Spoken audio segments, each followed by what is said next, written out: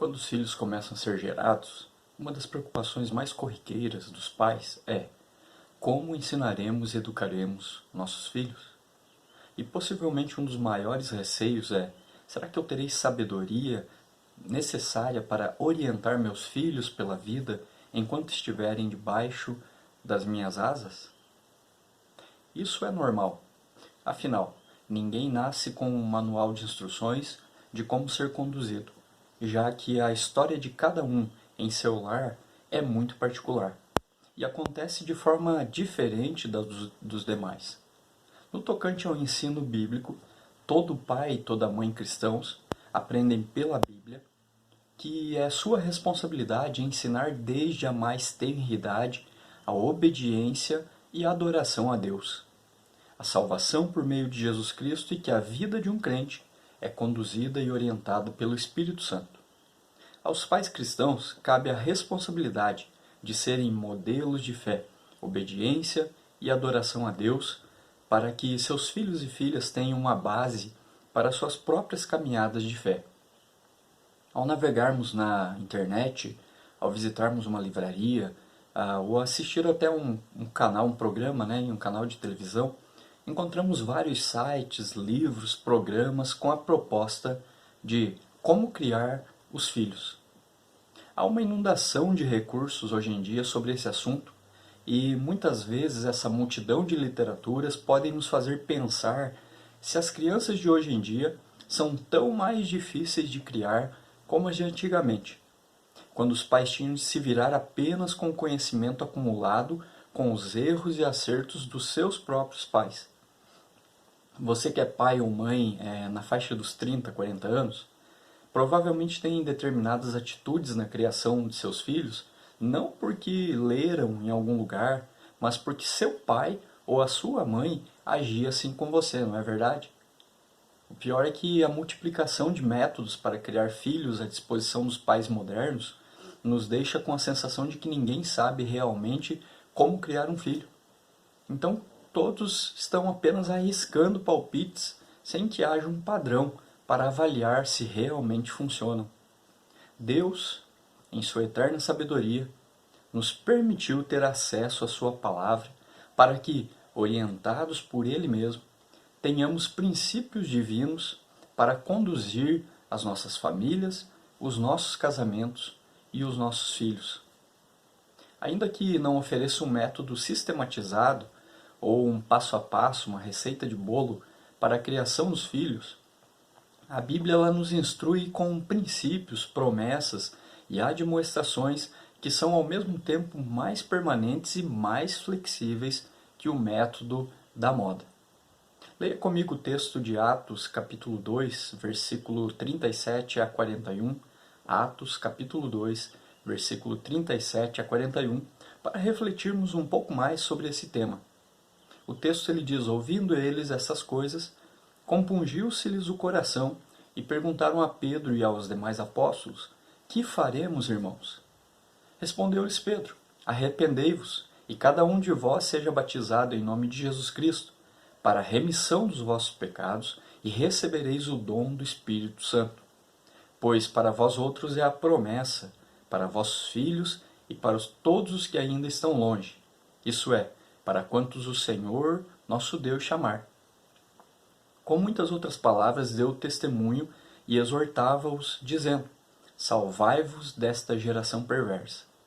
Então, os que lhe aceitaram a palavra foram batizados, havendo um acréscimo naquele dia de quase 3.000 pessoas.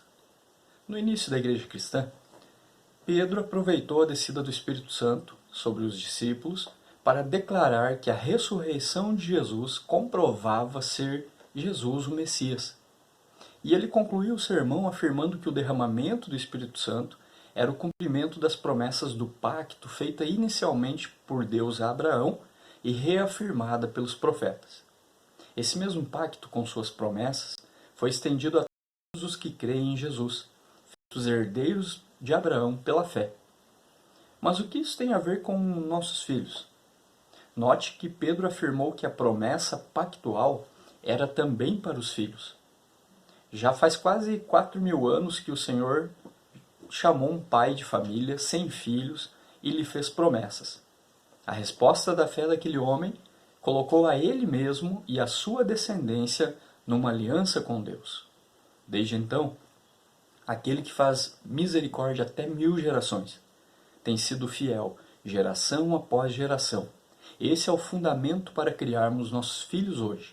Aliás, é a nossa única esperança. Apegar-se à promessa pactual para os filhos não significa negar que são pecadores nascidos em pecado. Muito pelo contrário, significa reconhecimento da condição de impotência deles diante do pecado e, ao mesmo tempo, confiança no poder de Deus em guardá-los dentro de sua aliança e graça. Pedro instruiu os quase 3.000 judeus, naquele momento, que se converteram pela sua pregação, a se batizarem em nome de Jesus, inaugurando assim um novo sinal da aliança da graça, o batismo. O antigo sinal, que era a circuncisão, tinha de ser colocado sobre os descendentes de Abraão aos 8 dias de vida e servia de um penhor visível de que o Senhor mantinha a sua aliança. Semelhantemente, a cada vez que um filho de crente recebe o batismo, tanto seus pais quanto os demais pais da igreja são lembrados de que Deus é fiel à sua promessa, a despeito da nossa própria infidelidade. Cada nova geração de herdeiros é uma dádiva da graça à comunidade do pacto. O individualismo moderno dificulta a compreensão do contexto comunitário bíblico. Como exemplo, pense na passagem da viagem da família de Jesus a Jerusalém, que a gente encontra lá em Lucas 2. José e Maria viajaram por um dia inteiro, sem perceber que seu filho de 12 anos havia sido deixado para trás. Não porque fossem pais negligentes, mas porque era natural que seus filhos estivessem em segurança junto aos demais parentes e vizinhos que compunham aquela caravana. Os salmos de romagem eram cantados e declamados no mesmo contexto de romaria a Jerusalém. Durante a viagem, crianças, jovens, casais e idosos eram abençoados ao cantarem juntos sobre a casa edificada, guardada e suprida pelo Senhor, sobre os filhos como herança e recompensa do Senhor ao seu povo, conforme a gente encontra no Salmo 127, por exemplo. Os crentes em Jesus, eles são parte da grande família de Deus. Por isso, nenhum lar cristão está isolado. Deus promove a união de seus filhos e filhas, a grande família da fé, para que uns ajudem os outros. Os crentes fazendo parte dessa grande família têm a instrução da Bíblia quanto à condução de seus filhos, pois é ela quem delineia o fundamento da educação infantil pelos conceitos de instrução e correção. A principal ferramenta na criação de filhos é a instrução, isso é, a comunicação de informação a respeito de algo. Curiosamente, um dos termos hebraicos traduzidos por ensino ou instrução é Torá, que também significa lei. Podemos encontrar essa palavra lá em Provérbio 1, versículo 8, o Provérbio 13, versículo 14, o Provérbio 28, versículo 14. Assim, a instrução da criança está profundamente ligada à transmissão dos preceitos do Senhor. Uma implicação disso é que a instrução dos pais deve ser dada com autoridade e recebida assim pelas crianças. É claro que os filhos têm suas próprias ideias e gostos, e é natural que possam se expressar como parte da família. Porém, muitos pais têm abandonado a sua posição de autoridade sobre os filhos, alguns por medo de serem autoritários, uns por crerem no mito popular de que qualquer confronto na infância provocará traumas permanentes, e outros ainda por simples preguiça de arcar com seu papel. A instrução dos filhos também requer que os pais conheçam o que precisam ensinar. O pequeno Timóteo não poderia ter aprendido de Eunice, sua mãe, e Lloyd, sua avó, as Escrituras e a fé cristã, se elas mesmas não as conhecessem. Os pais precisarão de paciência e persistência, pois na maioria das vezes será necessário dar explicações detalhadas e ainda repetir vez após vez o mesmo ensino, de manhã, de tarde e à noite. Terão também de usar a imaginação para capturar a atenção da criança, acomodar a linguagem ao seu vocabulário e adaptar os conceitos à sua compreensão.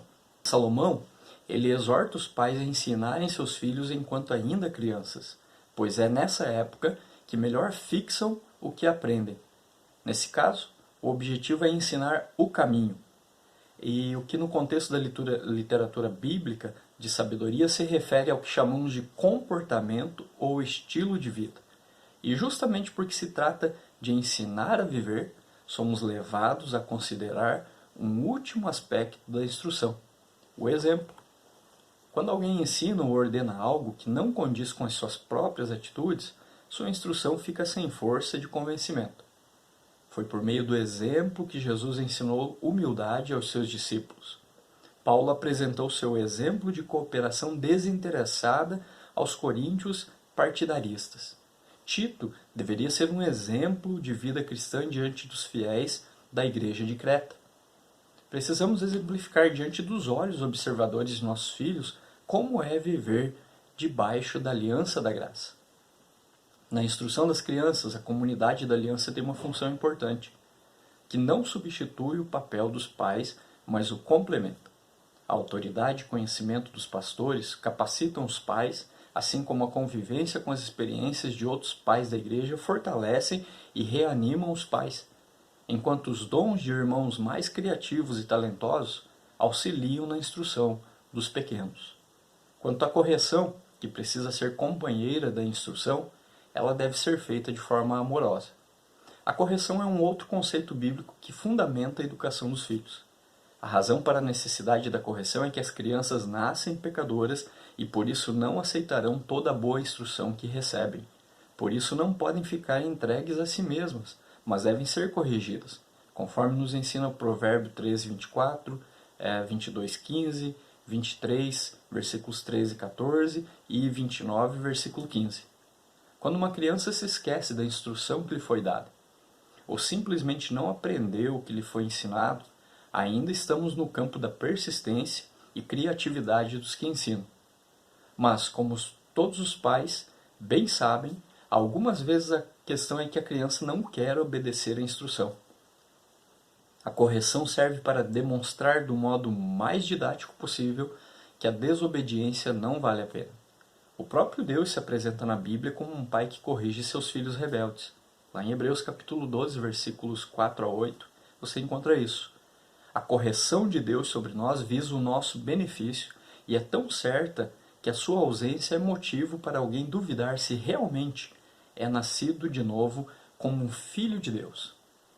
Por isso, nele temos um modelo perfeito de correção paterna.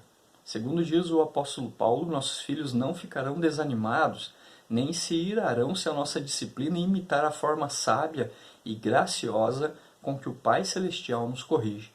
Paulo chama de disciplina do Senhor, lá em Efésios 6 e Colossenses 3. A correção, como todo remédio, deve ser administrada na dose adequada ao mal que pretende curar.